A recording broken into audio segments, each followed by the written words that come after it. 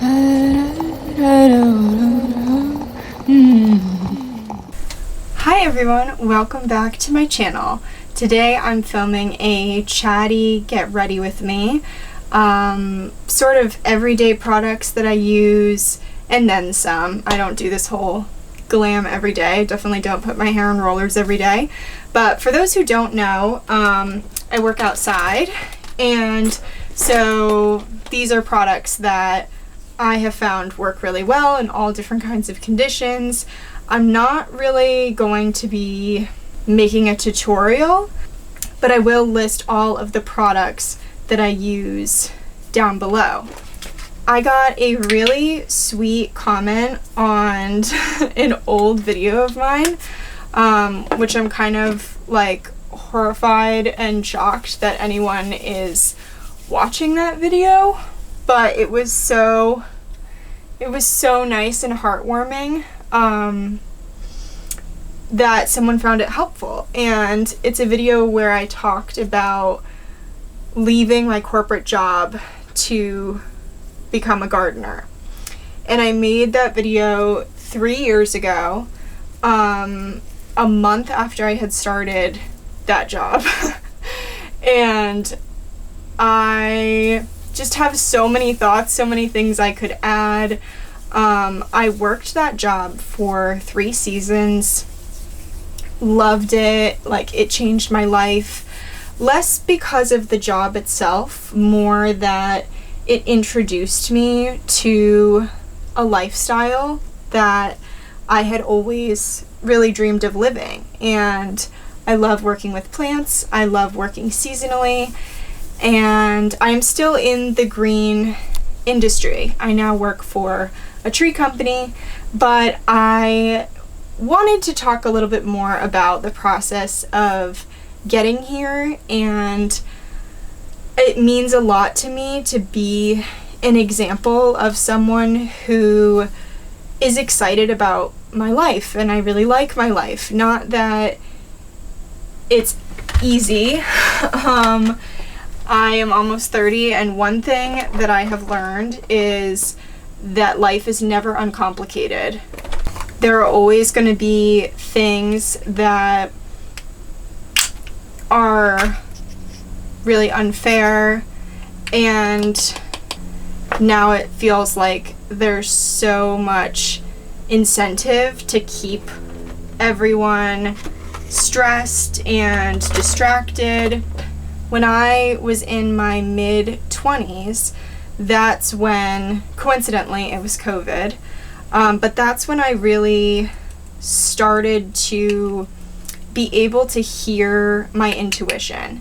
And the main thing that I think was being communicated to me is that my identity as an artist was not represented anywhere within my reality. I ended up changing careers, but I also think this is an issue beyond career. It's more of a lifestyle balance issue. But I also feel like if you want to change jobs, definitely change jobs. Like, give yourself permission to make these adjustments, and it gets easier and easier the more you see the reward of listening to your intuition and taking aligned action. Working that job as a gardener, being outside all day, I sort of talk about it in my old video in a way that was representative of the time. But I did struggle during that time at first with having kind of a lack of distraction, coming from a corporate job where I was spending all day on screens. There was so much less stimulus for me, especially at the beginning, because I didn't even really know what I was looking at. Like, I make a comment in the video that it's not very mentally challenging or something of that phrasing, but it is mentally engaging. I think I just didn't even have a level of awareness about the layers of nuance happening when you're in nature. So when I started that job, I found a lot of help through audiobooks, and I really needed them. I would find myself getting into these mental loops, just out of a lack of stimulus. And that's when I really started listening to Pema Chodron and Thich Nhat Hanh and Glennon Doyle. And I listened to The Artist's Way. Everybody talks about The Artist's Way, but it totally changed my relationship to journaling. I've always thought of myself as someone who writes a lot, but when I look at my old diaries, I write so much more now. Doing the morning pages, I could make a whole video about journaling. It's helped me so much to just be able to process things and not stagnate. I could also make a whole video about how I immersed myself in apprenticeship and education and certifications during that time, because I think it's really important for people to know that there are alternative career paths. I relate to being a college graduate or that age and just feeling like I was looking at life through a pinhole, you know, like just really could not see where I was supposed to go or all of the options around me. And this career path has definitely opened my eyes, although I don't think it's for everyone. Not everyone wants to work outside, and that's totally reasonable. I have a lot of thoughts about the industry in general, and I went from working for a very small female-run business, and now I work for a large male-dominated tree company. So I have experienced a lot of different types of working environments, and there's something about working outside. Like, the people who are drawn to it are just, I don't want to say everyone who works outside is happy, but as I said, it was a real reprogramming. And I mentioned in that old video that I had not spent that much time outside since I was a kid.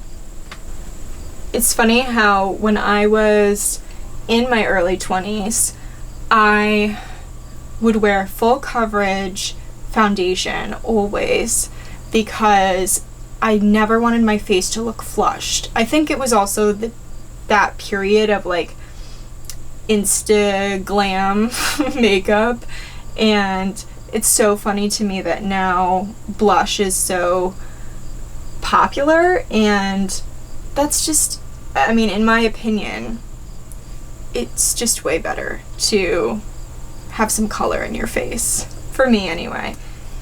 So as I said before, there definitely are layers of awareness that I have developed working outside, but you don't have to work outside to begin connecting with nature in that way.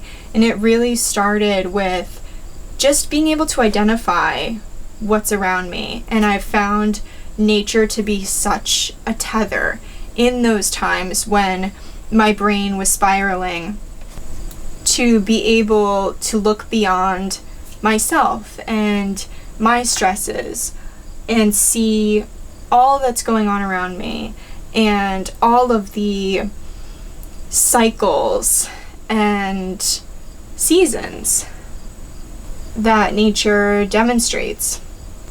It's a very strong contrast from the human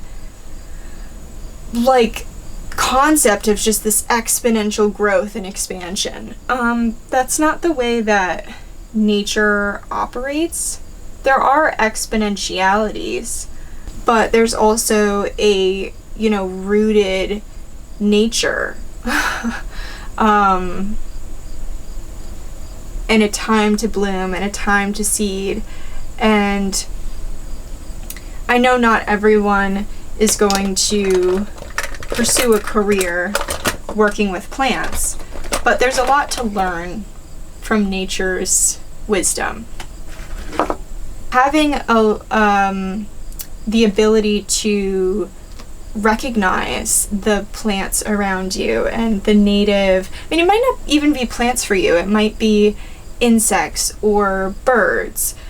Just to feel connected to our environment, I think it's really necessary. Whatever your dream life is, whatever you feel is in alignment for you, I think nature should be a part of your life. I know that sounds kind of, I don't know, is that crazy? I feel like that shouldn't be crazy. There's more incentives for, you know, not to sound conspiratorial, but for us not to care about where we live and not to feel connected to the plants and the life around us, because plants support a lot of life. And I also think there's a lot of incentive to make us believe that everyone is a careerist, to just fuel our ambition. And I loved working as a gardener so much as a job, but it also is a part of my identity. Like, I will always be a gardener, and I don't have to be doing something professionally to be able to call myself that, or an artist. One of my favorite quotes, actually, I think is from Glennon Doyle, where she says, "The braver I am, the luckier I get." And I have found that to be so true.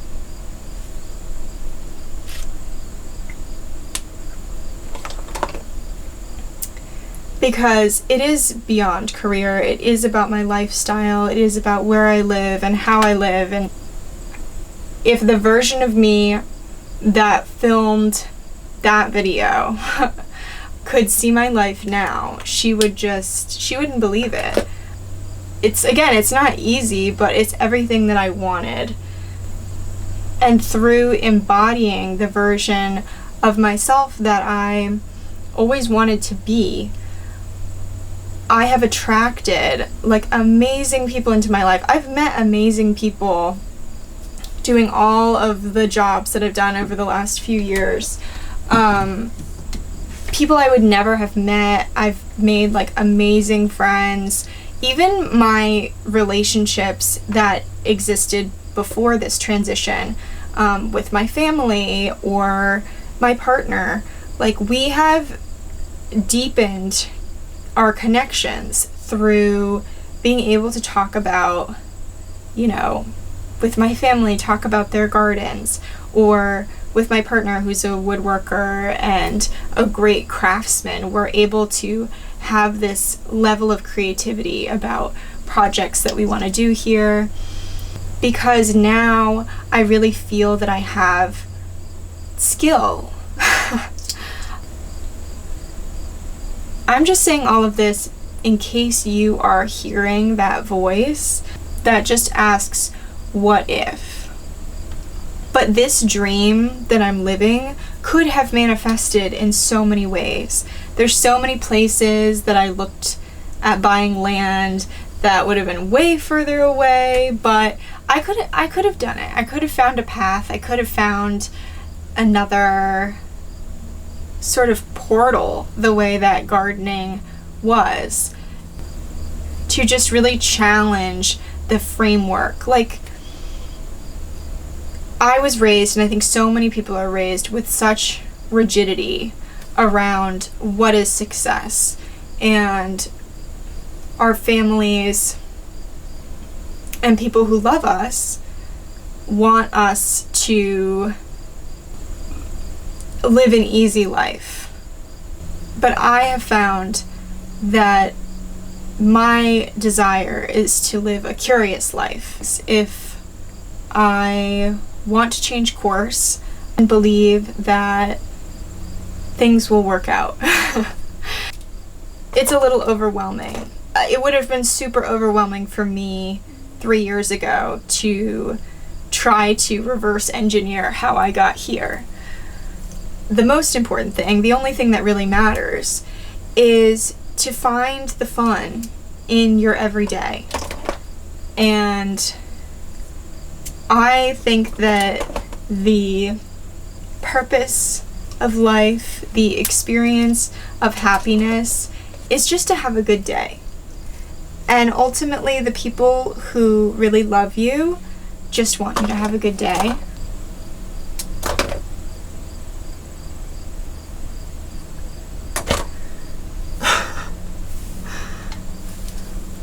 Oop.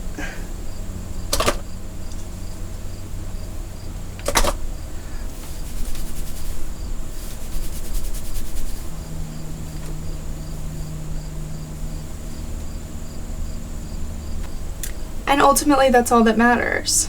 So I don't know who this video is for exactly. I hope that this video finds someone, or could just be your little pep talk.